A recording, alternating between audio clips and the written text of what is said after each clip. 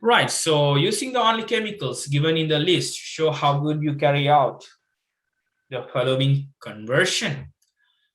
Okay, so it's very similar to our previous case. So how we approach these types of questions. So it will not change. So first I see here, there is a similar part here and here. And I see here only this part is changed then. So I have aldehyde here, which is going converted to a ketone, right? Then I think this part can come from like a C2H5 or COH, and then there is this CH3. Okay, so this is one of the possible ways that this part can be achieved. Or you can think of another pathway. So this is the importance of knowing each and every reaction, because if you think about COCH3, so this could be something like this.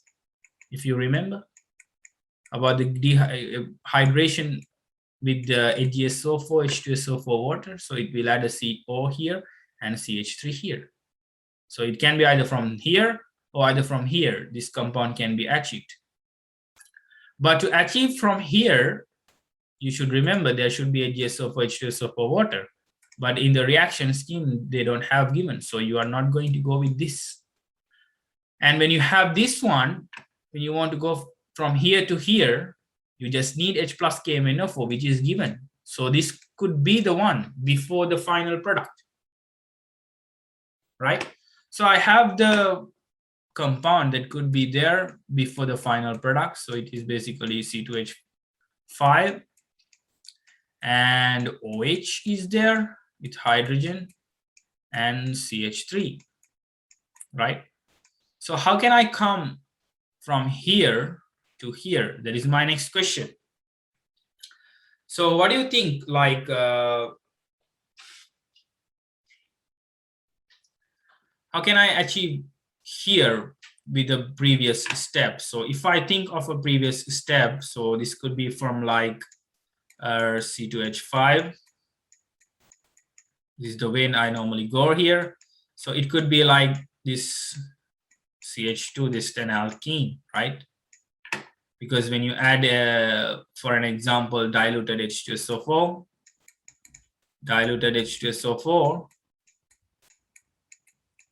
then you end up here CH3, and here it will be CHOH, where you get this.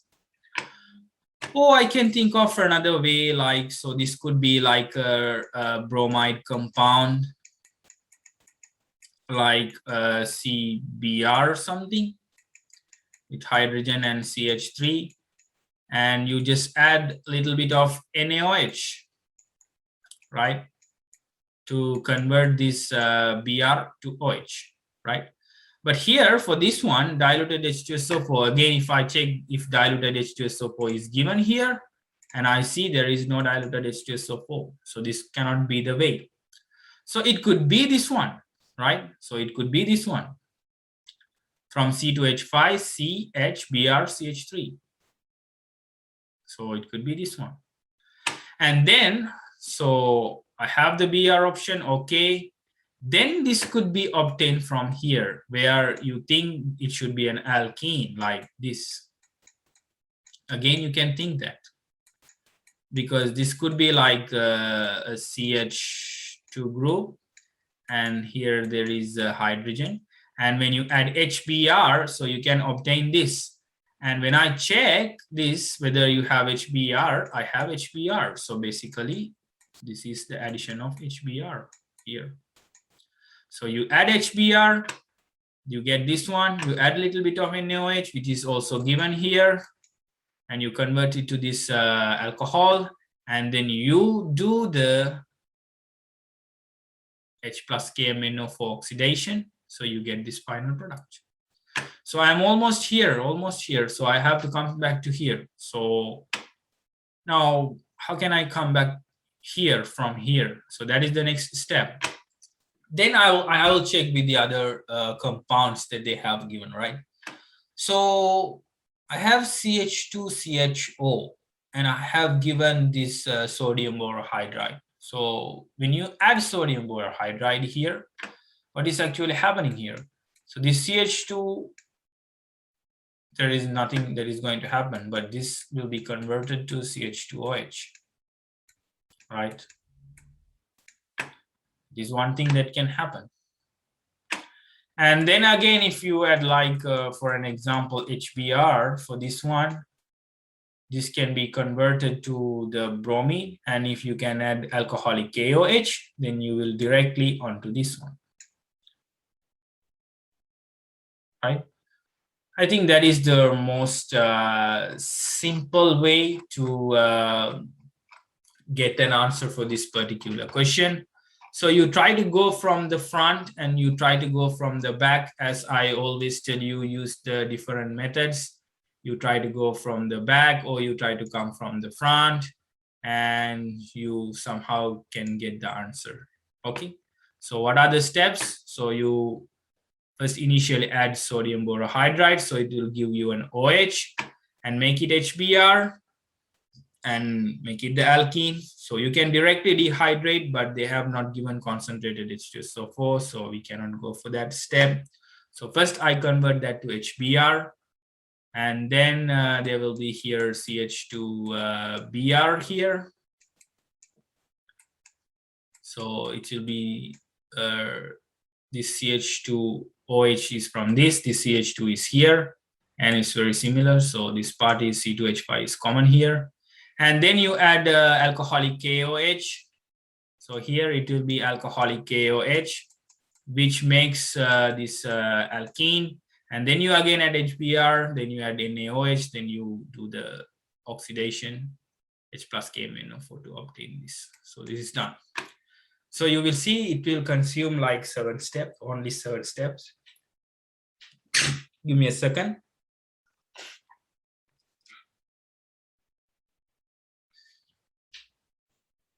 So this is a straightforward one, right? Right, so we'll move on to the second one, B. So you have to identify R1 and up to R4. So R1, R2, R3, and R4 are given in the circles. And X1 to X4 is given in the boxes. And we have to find where is Y1 and Y2. So yeah, we have Y1 and Y2 in this direction as well. So again, check the product and check the reactant. So that's all that you have to initially check here. So you see here, there is this part here is common to here. And I see there is the difference here. And additionally, I see here this triple bond is converted to a double bond. That is one thing. And additionally, I see here this benzene is added beta chlorination. But don't forget here, this is a meta position. Okay. So when you do the hydrolysis with NaOH, so we have seen this before, the amide bond will be broken down. So basically this would be NH2 here. If you don't think this is too much acidic, and this one would be the benzoic acid with the benzene group. Okay, so this one will be the benzoic acid. And here you see here in the product, I can think of a reaction where this is reacting with NH2 reacting with the benzaldehyde, so that this hydrogen, 2 hydrogen and oxygen is removed, but it's a chlorinated one. Okay, so I need to think of somehow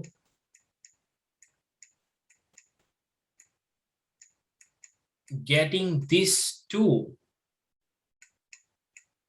This is actually not a nitrogen, this is hydrogen, and this is CH3. So now what I have to do here is I have this compound, this with benzene here, and this triple bonded carbon here with CH3. Okay. So this part you see here, I have to get from here. The only difference that I see here is the triple bond is changed to a double bond. So that can be done in a single step. So when you do the hydrolysis NH plus, Y1 could be this. And here with palladium sulfate, palladium and barium sulfate in the Q09 medium, you can directly make that to a double bond. So it will be very, very easy to do that. Right? So this would be H2 PD quinoline, so it's barium sulfate. So when you do that, so automatically your Y2 is going to be this compound. So one part of the solution is done.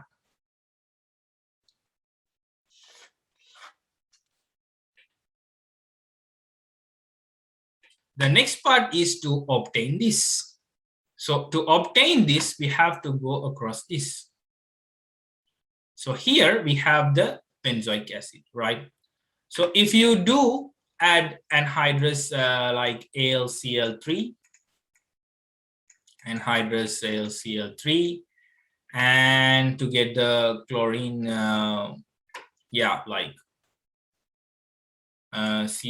just Cl2Fe is enough, I guess. Yeah, Cl2Fe is enough. You don't have to go for the Clemenson thing. So just you have to Cl2Fe or Cl2FeCl3. That is fine. So what you can get here initially is the meta-substituted benzoic acid, right? So you have the benzoic acid here, and then you will have the meta-substituted one. So it would be like initially when you do the hydrolysis, so this one would be X, then Cl2F will be R1, then X2 will be this.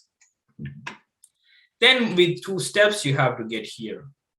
So I am done here with the chlorine, and I have to convert this carboxylic acid to an aldehyde. So the easiest way is to reduce this using lithium aluminum hydride,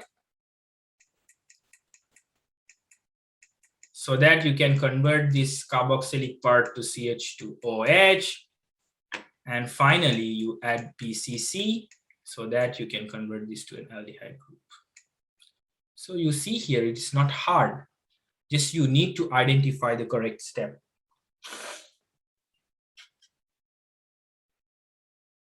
Okay. So for me, you just need to know only 2 reactions mainly at this question. That is what you obtain when the hydrolysis happens, and what is the reactant of this product. That's all.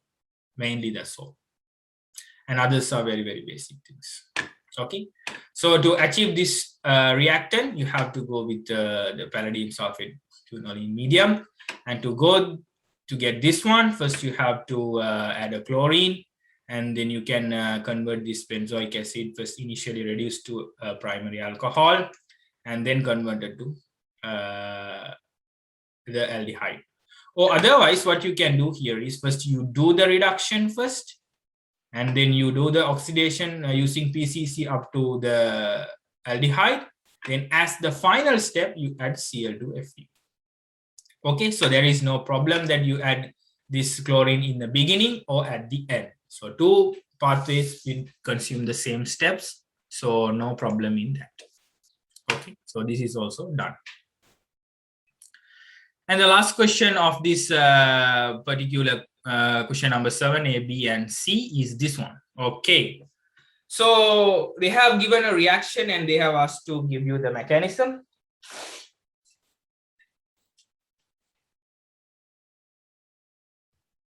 So this is a very like an straightforward reaction that we have already seen this before. I have explained to you this thing in many times, even with some other reactions as well. So basically there is an alcohol C2H5OH. So there is a lone electron in the alcohol that will attack H plus of the HBr, initially forming the hydronium ion and the Br minus ion, and then this Br minus ion again going to attack CH3CH2, which the hydronium ion is going to break and form C2H5Br. So it will be like this. So you have C2H5, and there is this lone pair in OH. So initially this will attack HBr. So don't think hard about my drawing. So this will be removed like this. So there will be C2H5, and this hydronium ion is going to form. So there will be a positive charge in this oxygen, and the removed Br minus again will attack here. So there's this bond is going to be broken like this. So it is finally C2H5 Br plus water.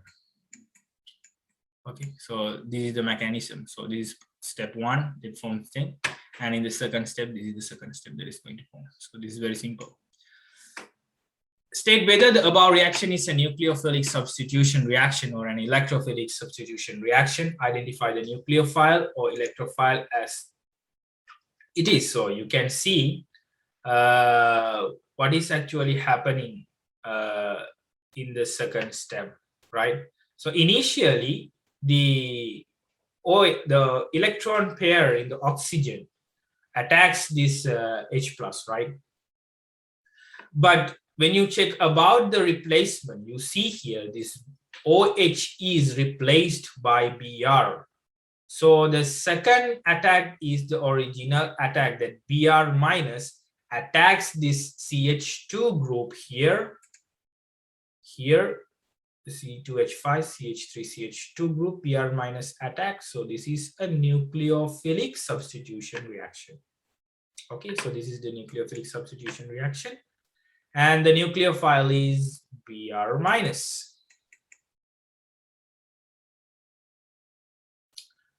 Okay, so that is the explanation for that one.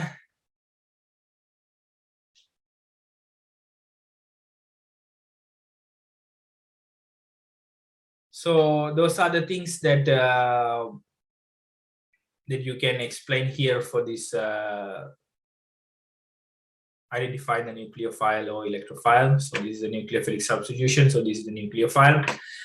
And the last one, state giving reason which of the two compounds, phenol or ethanol, is more acidic. So this is, I think we have seen this many times. So you can show the equilibrium of the acidification. So here it will be like giving the phenate ion plus H plus.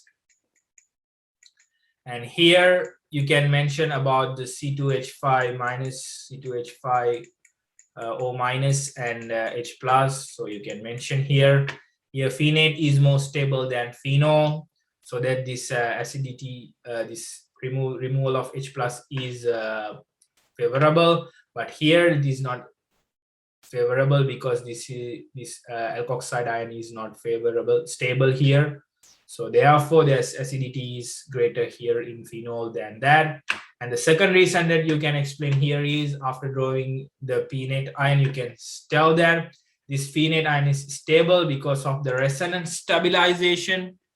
Even you can draw the resonance structures of phenate, and you can tell you cannot draw resonance structures for alkoxide ion, C2H5O minus. So that is the major problem in there. So you can mention there the negative charge on phenate ion is delocalized across the ring. So that is, but in the alkoxide ion there is no delocalization. Therefore, this is more stable. So this acidity is a little bit higher here for phenol than ethanol. Okay, so these are very simple things.